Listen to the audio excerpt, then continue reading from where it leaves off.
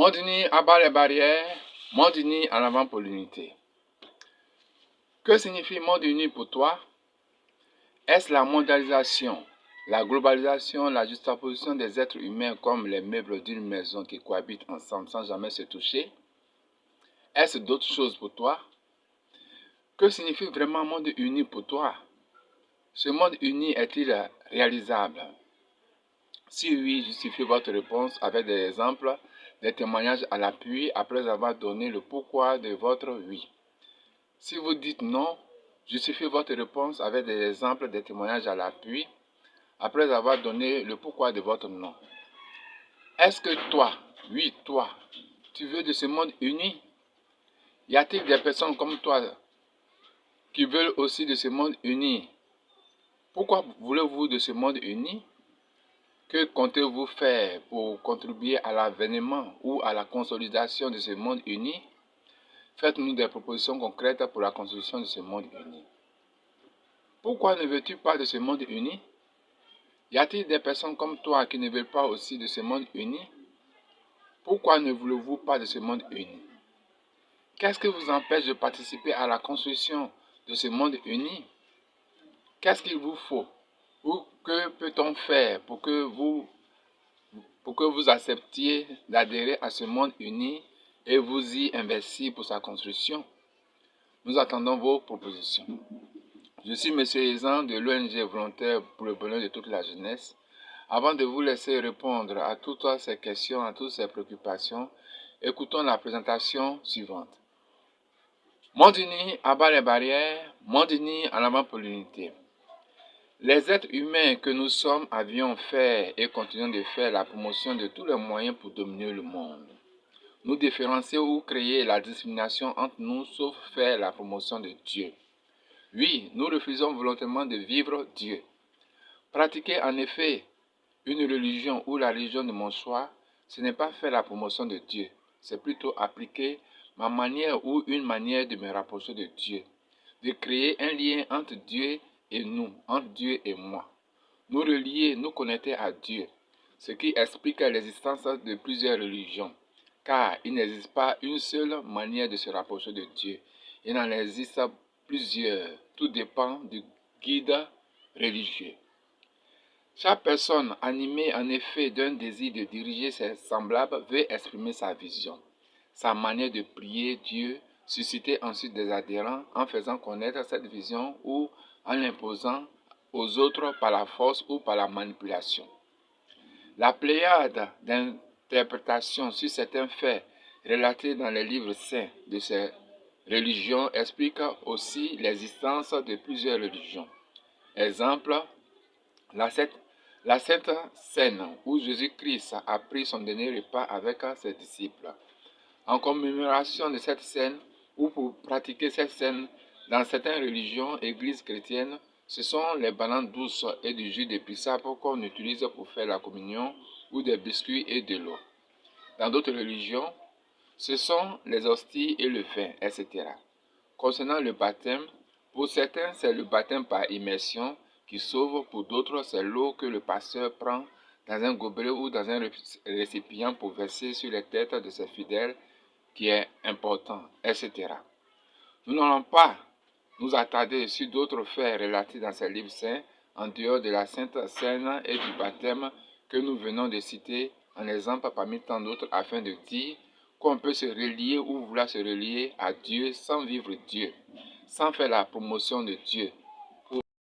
Pour illustrer nos propos, nous avons le cas des personnes qui se déshabillent tout nus pour évangéliser en public, exhorter sur la parole de Dieu.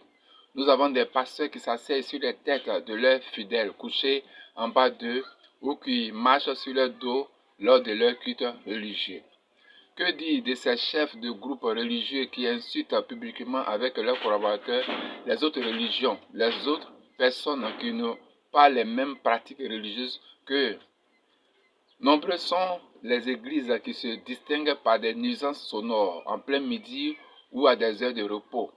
Ils font le vacarme sous le prétexte de louer ainsi Dieu dans ce grand bruit, si comme Dieu était sourd. Dieu a-t-il besoin Dieu a-t-il besoin de tous ces retentissements pour exaucer vos prières? D'autres vont même jusqu'à défier les leaders des autres religions ou églises en venant leur démontrer qu'ils connaissent mieux la religion de ces gens, mieux que ces personnes qui la pratiquent, etc. Bref, toutes ces défiances et provocations, affrontements entre religions, est-ce vraiment vivre Dieu? Est-ce vraiment ce que Dieu nous demande de vivre ou attend de nous? Est-ce vraiment faire la promotion de Dieu qui est amour, tolérance, pardon, respect d'autrui, acceptation du droit à la différence de toute personne et que sais-je encore? Comment pouvons-nous expliquer la persistance du règne du mal, de l'injustice, des violences et des guerres dans le monde malgré la présence des religions ou des églises? Monde uni abat les barrières, monde uni en avant pour l'unité. Monde uni abat les barrières, monde uni en avant pour l'unité. Attendre tout d'une personne qu'on a aidée ou d'un parent, attendre tout de celle-ci, de la gratitude, de la reconnaissance, ce n'est pas faire la promotion de Dieu. Se servir des gens pour atteindre nos objectifs, ce n'est pas faire la promotion de Dieu. Il existe donc une différence entre pratiquer une religion et pratiquer Dieu. Pratiquer Dieu, faire la promotion de Dieu, c'est pratiquer réciproquement, mutuellement au quotidien l'amour désintéressé que Jésus nous a commandé de vivre en Jean 13, verset 34. Aimez-vous les uns les autres comme je vous ai aimé. Les résultats ou fruits de cet amour gratuit sont la justice, la paix, la fraternité engendrant le monde uni, l'unité de tous les êtres humains. Pratiquer ce verset public ou ce que Jésus-Christ a commandé, ce n'est pas pratiquer une religion ou une église, c'est plutôt pratiquer la parole de Dieu. Jésus-Christ et la parole de Dieu qu'il a proclamée n'appartiennent à aucune religion, ni à aucune église qui se réclame de lui, autrement dit, les religions ou églises chrétiennes. Jésus-Christ lui-même a dit qu'il est le Fils de Dieu. Il n'a pas dit qu'il est de telle religion ou de telle église. Pour beaucoup de religions non chrétiennes, Jésus-Christ est un prophète, un envoyé de Dieu. À ces deux titres, Fils de Dieu et prophète, nous disons que l'amour désintéressé et réciproque dont parle Jésus-Christ vient de Dieu. Car le Fils de Dieu exprime toujours la volonté de Dieu son Père et un prophète, un envoyé de Dieu, dit exactement ce pourquoi son maître qui est Dieu l'envoie dans cette mission. Nous avons trop pratiqué la politique, la religion, la cupidité, l'exploitation abusive de l'homme par l'homme, l'hypocrisie, les violences, le terrorisme et les guerres. Nous avons trop pratiqué l'égoïsme, le profit personnel, l'individualisme, l'amour intéressé ou calculé, l'amour égoïste, provoquant des semblants de paix, des pacotilles de paix éphémères ou précaires. Il est maintenant temps, oui, grand temps de pratiquer Dieu, de faire la promotion de Dieu. C'est pourquoi nous, les membres de l'ONG Volontaires pour le bonheur de toute la jeunesse, avons décidé de mettre en place le collectif des promoteurs du monde uni. Le monde uni fondé sur les deux versets fondamentaux de l'évangile de Jésus-Christ. Monde uni abat les barrières, monde uni en avant pour l'unité. Quels sont les deux principaux, les deux versets fondamentaux de l'évangile de Jésus-Christ? Pour nous, les promoteurs du monde uni de l'ONG Volontaire pour le bonheur de toute la jeunesse, nous disons que les deux versets essentiels de l'évangile de Jésus-Christ sont Jean 17, verset 21 et Jean 13, verset 34. Nous reviendrons dans notre traitement-ci sur les raisons qui nous motivent à faire le choix de ces deux versets. Le temps pour nous de vous parler de ce que Jésus-Christ entend réellement de nous les humains. Monde uni abat les barrières, monde uni en avant pour l'unité. Jésus-Christ a dit en Jean 17, verset 21 que tous soient un. Autrement dit, Jésus veut que tous les êtres humains que nous sommes soyons unis. Nous formions le monde uni, l'unité, le monde uni qui n'exclut personne, que tous soient un. Tel est le testament que Jésus-Christ nous a laissé avant de partir de cette terre. Que signifie l'unité de toutes les personnes du monde? Que tous soient un. Le monde uni dont parle Jésus-Christ. Le dernier vœu, le dernier souhait ou désir, la dernière volonté que Jésus a formulée avant de rejoindre Dieu est vraiment que tout soit un. En Jean 17, verset 21. Nous pouvons lire dans la Bible le chapitre 17 du livre de Jean pour nous en rendre compte. Que tout soit un, le monde uni. Qu'est-ce que l'unité? Le monde uni dont parle Jésus-Christ en Jean 17, verset 21. Monde uni abat les barrières, monde uni en avant pour l'unité. Ce monde uni dont nous parle Jésus-Christ est tout simplement la fraternité universelle. Oui, c'est uniquement la fraternité universelle et rien d'autre. Pour nous, les promoteurs du monde uni de l'ONG volontaire pour le bonheur de toute la jeunesse, le monde uni signifie fraternité universelle et non la mondialisation, la globalisation, encore moins les associations d'intérêts financiers qui déshumanisent et instaurent l'exploitation abusive de l'homme par l'homme, l'individualisme, le sacrifice humain, devenu un fait banal de nos jours, les vices, la position, les violences, les guerres, etc., etc. La fraternité est l'entente, l'union, l'harmonie, la solidarité, la tolérance qui règne et qui doit régner entre des frères et des sœurs. Universel, c'est le monde entier, tous les êtres humains. La fraternité universelle est donc l'union, l'entente, le respect mutuel entre tous les êtres humains qui doivent se voir maintenant comme de véritables frères et sœurs, prêts à œuvrer d'abord gratuitement chacune pour le bonheur de son semblable avant son propre bonheur. Faire la promotion d'autrui, servir l'humanité en se mettant au service des autres, en brisant toutes nos barrières sociales, religieuses, etc. Tous nos complexes pour nous ouvrir à autrui afin de nous faire un avec lui. C'est cela la fraternité universelle. C'est pourquoi nous disons, monde uni, abat les barrières, monde uni, en avant pour l'unité. Ce qui nous amène à dire que le monde uni, que tout soit un, signifie la fraternité universelle, c'est le nouveau commandement que Jésus-Christ nous a donné en Jean 13, verset 34. Aimez-vous les uns les autres comme je vous ai aimé. Comment Jésus-Christ nous a-t-il aimés? Jésus nous a aimés gratuitement jusqu'à aller mourir pour nous sur la croix afin de nous sauver et non se sauver lui-même. Tel est le sens de la gratuité que nous donnons à cet amour désintéressé de Jésus-Christ. Il n'y a que dans la fraternité entre de vrais frères et sœurs. Il n'y a que dans la vraie fraternité. Il n'y a que dans la fraternité entre de vrais frères et sœurs que nous pouvons voir et vivre cet amour gratuit de Jésus. C'est-à-dire faire de manière désintéressée un don de soi, un don de ce qu'on possède à autrui sans rien attendre en retour. Ce qui compte, c'est le bonheur de cette personne que nous devons aimer gratuitement. Ainsi se présente la définition et le principe de l'amour désintéressé que Jésus-Christ nous a démontré. Si ce n'est pas entre des frères, des sœurs ou dans la fraternité, où peut-on s'ouvrir gratuitement à autrui pour nous faire un avec lui, partager le bonheur et le malheur de ses semblables? Nous disons encore une fois que c'est dans la fraternité que nous pouvons vivre cela. Fort de ce que nous venons de dire, nous confirmons que le monde uni signifie fraternité universelle. Monde uni abat les barrières, monde uni en avant pour l'unité. Qu'est-ce que Jésus-Christ entend de nous en nous donnant ces deux versets fondamentaux de la Bible que sont Jean 17, verset 21, que tout soit un, et Jean 13, verset 34, aimez-vous les uns les autres comme je vous ai aimé.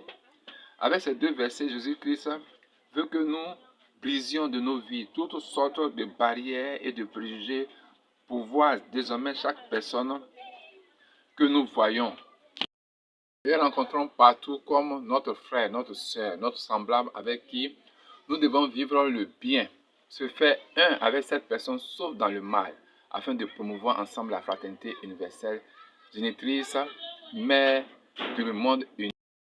Génitrice, mère du monde uni dont parle Jésus-Christ. Le monde uni basé ou fondé sur la fraternité universelle, c'est vraiment ce que Jésus-Christ attend de nous. Et non le concurrencer en allant se faire tuer sur une croix. Non, ce n'est pas ce que Jésus attend de nous. Faire des miracles en ressuscitant des morts ou en faisant la publicité de nos espoirs, etc. Non, ce ne sont pas ces vanités que Jésus attend de nous. Jésus-Christ attend plutôt de nous le vécu de l'amour réciproque dont il nous parle en Jean 13, verset 34. Aimez-vous les uns les autres comme je vous ai aimé. Pour réaliser son testament en Jean 17, verset 21, que tout soit un, le monde uni. Monde uni abat les barrières, monde uni en avant pour l'unité. Le monde uni généré par la fraternité universelle est-il possible? Au regard de toutes les injustices, jalousies, désirs de domination qui engendrent des révoltes, la violence, le terrorisme, les guerres, etc., dans notre monde ici, ce monde uni dont nous parlons est-il vraiment réalisable? N'est-ce pas une simple vue d'esprit, une spéculation, une utopie? Nous, les promoteurs du monde uni de l'ONG Volontaire pour le bonheur de toute la jeunesse, nous répondons par l'affirmative. Oui, ce monde uni est possible. Il est réalisable. Ce n'est pas une simple vue d'esprit, encore moins une spéculation ou une utopie. La seule préoccupation qu'il reste à traiter avant de vous démontrer la faisabilité de ce monde uni est la question suivante. Est-ce que toi qui m'écoutes, oui, toi qui m'écoutes, est-ce que tu veux construire ce monde uni basé sur la fraternité universelle avec nous, avec moi, avec toute personne sans exception? Veux-tu et peux-tu pardonner tes ennemis, toute personne qui t'a fait du mal? Veux-tu et peux-tu tolérer pour accepter la différence d'une personne que tu détestes sans savoir pourquoi celle-ci t'énerve tant? Veux-tu et peux-tu accepter la différence de l'autre qui n'est pas de la même religion, du même parti politique, de la même association que toi? Veux-tu et peux-tu accepter la différence de la personne qui ne partage pas la même opinion que toi? Désires-tu profondément ce monde uni? Tu es d'accord avec moi que tu es d'accord avec moi que si je suis seul à vouloir ce monde uni, la fraternité universelle restera un rêve, une utopie. Mais si nous sommes plusieurs à vouloir de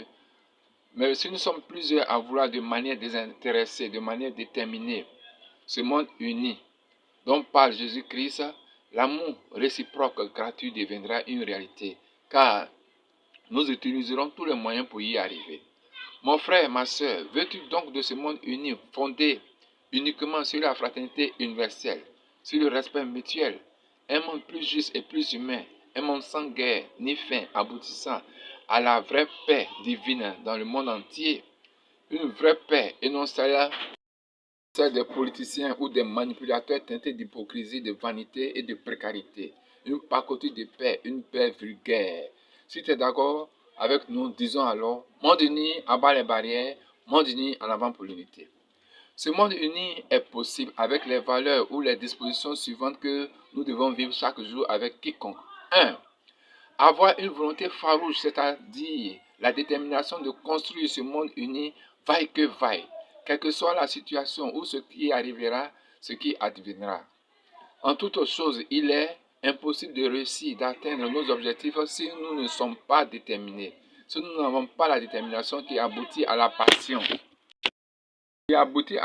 de ce monde uni que nous voulons voir réaliser. Si les grands de ce monde, comme par exemple Gandhi, Martin Luther King, des humains comme nous, ont pu marquer positivement leur temps et l'histoire de l'humanité, c'est grâce à la détermination, à la passion qu'ils ont mis dans leurs convictions. Avec notre détermination, impliquant le courage, sans négliger aucun détail de ce monde, ce monde uni sera donc réalisable, sera donc possible. Avec notre détermination impliquant le courage, sans négliger aucun détail, ce monde uni sera donc possible. 2. Accepter le droit à la différence d'autrui, car le monde uni, la fraternité universelle dont nous parlons avec Jésus-Christ, c'est aussi l'unité dans la diversité culturelle, raciale, religieuse, etc. Accepter, aimer autrui dans sa pauvreté, ou dans sa richesse, dans la santé, dans la maladie, ce qui constitue une véritable richesse pour accepter, aimer autrui dans sa pauvreté ou dans sa richesse, dans la santé, dans la maladie, ce qui constitue une véritable richesse pour l'humanité. 3. La tolérance. Accepter de vivre, d'aider la personne qui n'a pas les mêmes habitudes que moi, ne s'habille pas de la même manière que moi. Tolérer, c'est aussi accepter la personne qui ne parle pas avec courtoisie, ne pas répondre aux provocations, aux offenses, etc. 4. Le pardon. Pardonner mon ennemi, la personne qui m'a fait ou me fait du mal, la personne qui ne supporte pas ma présence, etc. 5. L'humilité pour vider de ma personne tout ce qui m'empêche de tolérer et de pardonner autrui. Laissez ainsi Dieu s'installer. Laissez ainsi Dieu s'installer et s'exprimer en moi à travers l'amour désintéressé et la sagesse qui doivent maintenant me distinguer. 6. Le soutien mutuel ou la charité, la générosité spontanée. Dans la mesure de mes moyens financiers et matériels ou de mes compétences, aider spontanément et gratuitement les personnes que je rencontre, les personnes qui m'approchent sans que celles-ci me demandent quelque chose ou de l'aide. 7. La solidarité. Venir en aide aux personnes dans le besoin, aux sinistrés, aux pauvres, aux démunis. Apporter ma contribution à la réalisation d'un ou de plusieurs projets.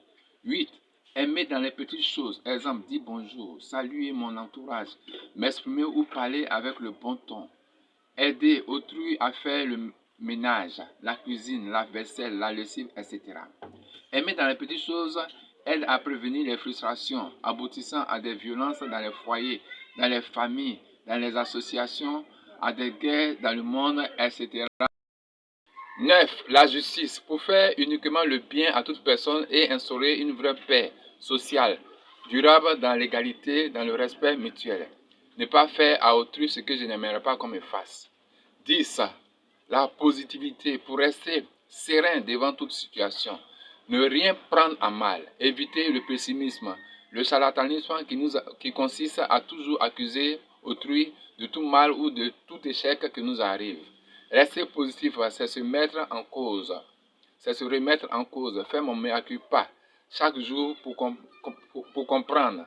Chaque jour pour comprendre que je suis aussi responsable de ce qui m'arrive, de mal ou de bien, à l'effet de changer mon comportement pour avancer dans mes convictions et dans toutes mes entreprises, peu importe les obstacles que je trouverai en chemin. La positivité donne une force morale, un mental de gagneur, un mental d'une personne intrépide. Monde uni abat les barrières, monde uni en avant pour l'unité. Nous avons de même les barrières suivantes à faire tomber, à briser pour bâtir ce monde uni basé sur la fraternité universelle. 1. Tuer l'égoïsme qui est en chaque personne que nous sommes. Avant de traiter notre frère, notre sœur, de sorcier, de sorcière, nous devons d'abord tuer notre égoïsme qui est en effet le premier sorcier, le premier démon, la demeure du diable en nous. C'est notre égoïsme qui nous empêche de penser au bonheur d'autrui pour ne penser qu'à nous seuls. Nous devons donc éjecter de notre être, de notre vie, l'égoïsme, ce moi narcissique, l'affirmation de notre moi, notre désir de domination, etc., afin de mieux nous unir à autrui, afin de mieux nous unir à autrui. Tuons donc notre égoïsme. Tuons donc notre égoïsme en servant d'abord autrui avant de nous servir. 2. Tuer l'orgueil, l'égocentrisme en nous en évitant de se faire voir négativement ou de jouer les matures partout. 3. Tuer la jalousie en nous pour accepter de supporter le bonheur d'autrui et même de nos adversaires, de nos ennemis. Éviter les injures, les moqueries, les manipulations,